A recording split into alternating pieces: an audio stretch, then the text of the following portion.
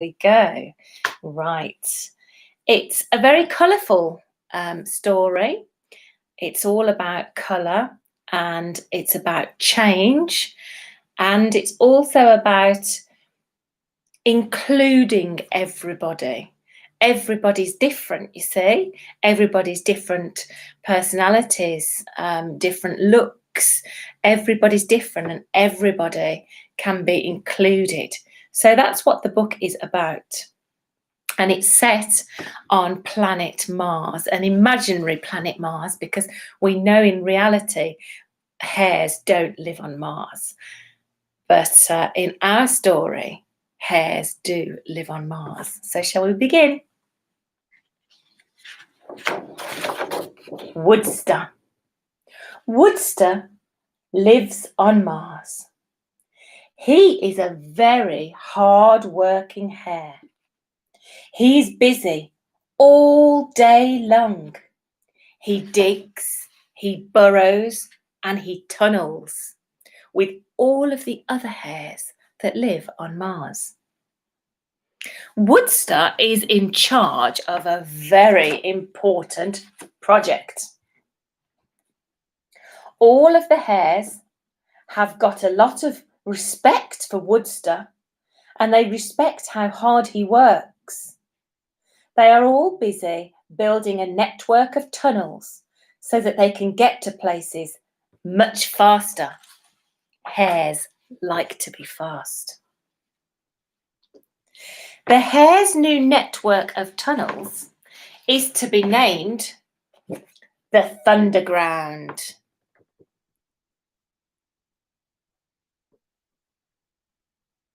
Hares will use the tunnels to visit their relatives who live far away.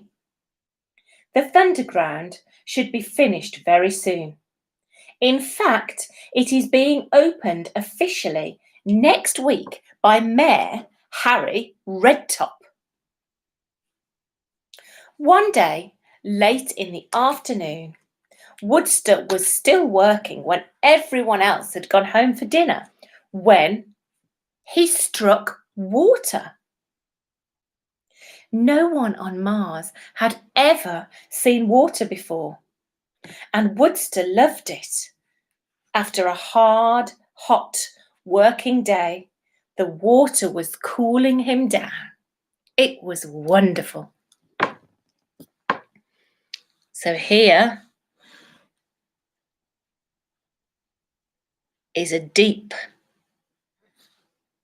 tunnel that when he hits it with his hammer, out starts shooting water, and it shoots out like a geyser all over the place. And WOODSTER the hare, here he is with his ears and his teeth. WOODSTER the hare throws up his arms and his paws in amazement. He's like, wow, this is amazing. I love it.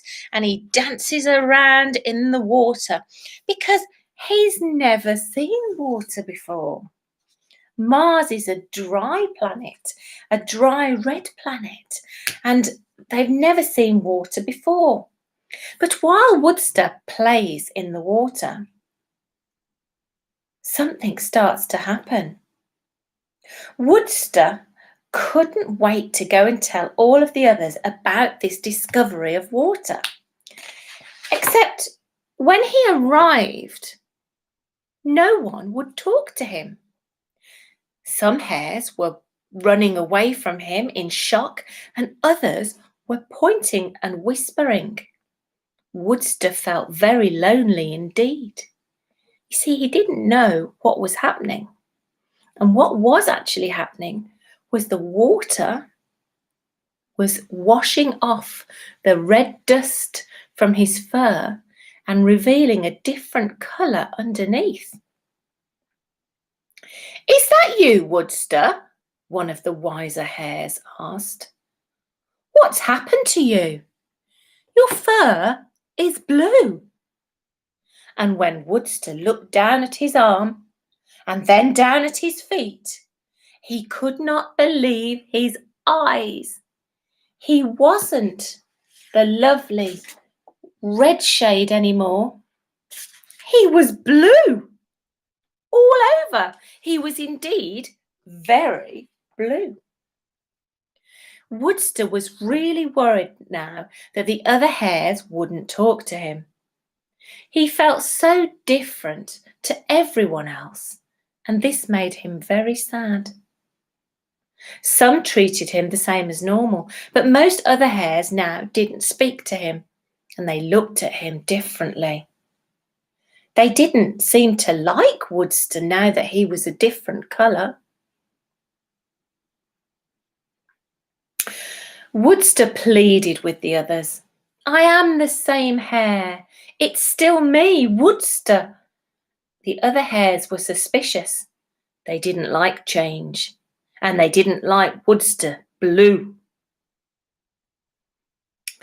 One day, when they were all working on site, the water started spraying out again, and he noticed that the red dust was coming off all of the other hares' fur as well.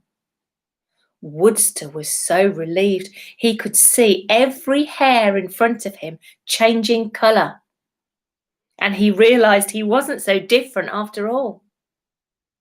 But the other hares weren't blue like him. There were all sorts of colours. They were oranges and yellows and greens and purples. It was amazing that everybody had been covered in the red, dusty sand for so many years. Everyone started to laugh and celebrate. That was when the hares realised that although we are all different, we are all the same. At the end of the day, it doesn't matter if you're purple or sky blue pink. We're all the same underneath. Then it became opening day of the Thunderground, and the rainbow-coloured rabbits celebrated with rainbow-coloured flags.